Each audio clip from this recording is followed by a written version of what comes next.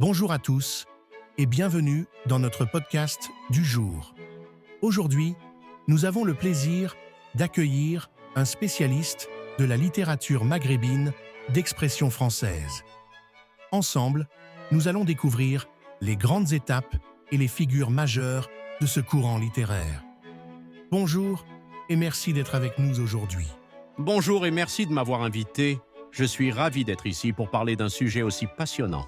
Pour commencer, pouvez-vous nous expliquer ce qu'on entend par littérature maghrébine d'expression française? Bien sûr, la littérature maghrébine d'expression française est née pendant la colonisation française dans les pays du Maghreb, c'est-à-dire en Algérie, au Maroc et en Tunisie. Elle est le fruit d'une symbiose entre la culture locale et l'expression en langue française. C'est une littérature qui reflète une identité culturelle particulière liée à l'histoire coloniale. Donc, cette littérature est le résultat de la rencontre entre la culture maghrébine et la langue française. C'est ça? Exactement. Elle a permis aux écrivains de ces pays de raconter leurs histoires, leurs réalités, mais dans une langue qui, à l'époque, était celle de l'occupant.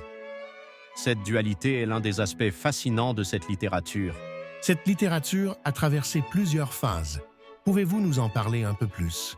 Bien sûr, on peut diviser cette littérature en 4 grandes phases, chacune correspondant à un moment clé de l'histoire du Maghreb. La première phase, c'est celle de la naissance dans un contexte colonial qui va de la fin du 19e siècle jusqu'en 1945. Cette période se caractérise par une tendance à l'exotisme et une vision plutôt bienveillante de l'assimilation culturelle. Les écrivains décrivaient souvent un Maghreb pittoresque. Ensuite, on a la phase de marche vers l'indépendance entre 1945 et 1962. Ici, les écrivains commencent à remettre en question le colonialisme, influencé par les mouvements nationalistes. Cette deuxième phase marque donc un changement de ton dans les œuvres, non? Absolument.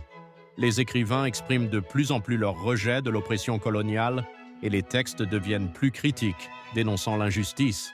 Que se passe-t-il après l'indépendance?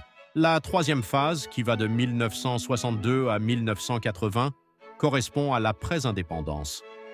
C'est une période où les écrivains interrogent les nouveaux pouvoirs en place, souvent autoritaires, mais aussi l'identité du Maghreb, déchirée entre modernité et tradition. Le thème de l'immigration devient également central, car beaucoup de Maghrébins se retrouvent en France ou ailleurs face à des réalités complexes. La phase contemporaine, qui commence à partir de 1980, voit une diversification des thèmes et des genres. Les auteurs s'intéressent à des sujets comme le métissage culturel, le dialogue interculturel, le féminisme ou encore la mémoire historique. Il y a aussi une réflexion sur des questions plus modernes, comme le fanatisme religieux. Enfin, quels sont les grands noms de cette littérature maghrébine d'expression française? Il y en a plusieurs.